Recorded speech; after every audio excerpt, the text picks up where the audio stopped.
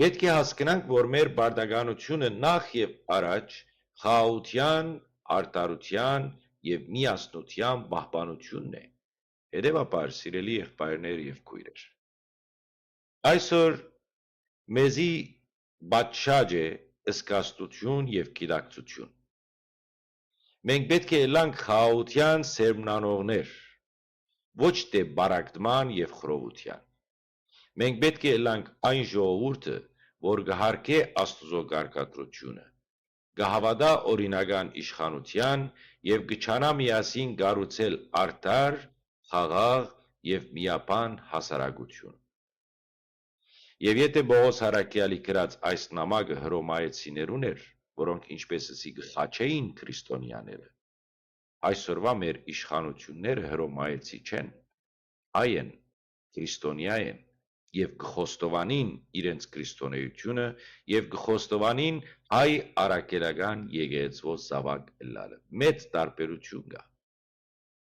Այսօր եւս մենք պիտի աղոթենք մեր հայրենի իշխանության համար։ Աղոթենք, որ Աստված անոնց առաջնորդե իր իմաստությամբ,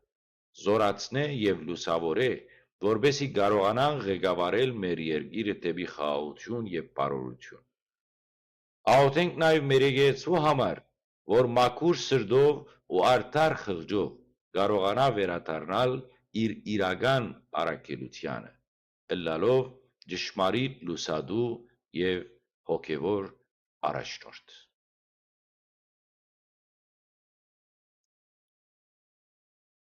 Սիրելիներ, այս մասին խոսքիլը չի վերջանար։ Այսօր մենք կապրինք այնպիսի ժամանակներ, երբ ազգը, եկեղեցին եւ պետությունը կանգնած են լուրջ փորձություններու եւ մարտահրավերներու առջեւ։ Մեր շուրջը խռովված է, խախտված են խաղաղության եւ համերաշխության սկզբունքները, եւ եկեղեցու ցայնը շատ անգամ փոխարինված է